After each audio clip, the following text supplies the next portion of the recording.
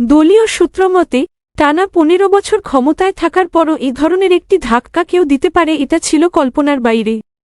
Police প্রশাসন থাকার পরও নেতাকর্মীরা ঘুরে দাঁড়াতে পারলেন না কেন, এটা একটা চিন্তার বিষয় হয়ে দাঁড়িয়েছে। সমন্বয়হীনতা ছিল চারদিকে, সঠিক সময়ে সঠিক নির্দেশনা পাননি কর্মীরা, ভেঙে পড়ে দলের চেইন অব কমান্ড। আওয়ামী লীগের আন্দোলন সংগ্রামের হৃৎপি ঢাকায় থানা ওয়ার্ডে কমিটি নেই প্রায় ২ বছর। অথর্ব ও অযোগ্য নেতৃত্ব দিয়ে চলছে ঢাকা মহানগরী আওয়ামী লীগ। কেউ কেউ টাকার বিনিময়ে দলের পদপদবি কিনে নিয়েছেন, সহযোগী সংগঠনে ঢুকে পড়েছে অনুপ্রবেশকারী, যে কারণে দলের ভঙ্গুর অবস্থা।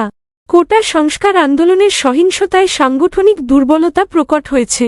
কেন এ সমন্বয়হীনতা, তা জানতে দফায় দফায় ঢাকার নেতাদের সঙ্গে বৈঠক করেছেন আওয়ামী লীগের সাধারণ সম্পাদক, সড়ক পরিবহন ও সেতু মন্ত্রী ওবায়দুল কাদের সহ কেন্দ্রীয় নেতারা।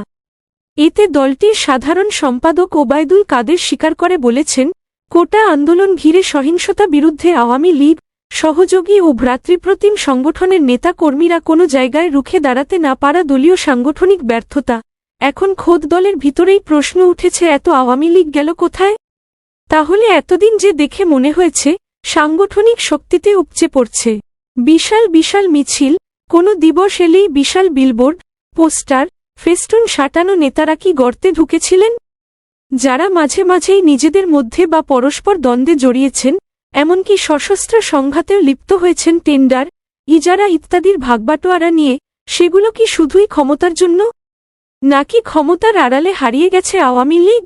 রাজনীতি বিশ্লেষকরা বলছেন, কোটা সংস্কার আন্দোলন যেন একটি টেস্ট কেস, একটি প্রতীক মাত্র। সারা দেশেই আওয়ামী লীগের এই অবস্থা। টানা ৩ মেয়াদ শেষ করে চতুর্থ মেয়াদের ৭ মাস পার করতে যাচ্ছে আওয়ামী লীগ। ক্ষমতায় থাকার ফলে ক্ষমতাকেন্দ্রিক রাজনীতির কারণে আওয়ামী লীগের যে মাঠের রাজনীতি তা সংকুচিত হতে হতে প্রায় নিঃশেষিত। দলের মধ্যে অনুপ্রবেশকারীরা ঢুকে গেছে, সুবিধাবাদী, মতলববাজরা দলে কর্তৃত্ব দখল করেছে। যারা নিঃস্বার্থ, আদর্শভিত্তিক রাজনীতি করে তারা কোণঠাসা হতে হতে নিষ্ক্রিয়প্রায়, যার ফলে এসব সুবিধাবাদী, মতলববাজ, দুর্বৃত্ত সংকটের সময় রুখে দাঁড়াতে পারে না, দলের পক্ষে অবস্থান নিতে পারে না। কোটা সংস্কার আন্দোলনের ঘটনা যেন তারই প্রমাণ।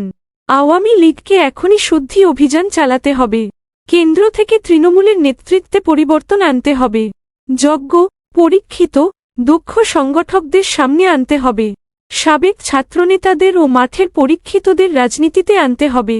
টাকার বিনিময়ে সুবিধাবাদীদের পদপদবি দিলে ভবিষ্যতে আওয়ামী লীগকে আরও কঠিন পরিস্থিতির মুখে পড়তে হতে পারে।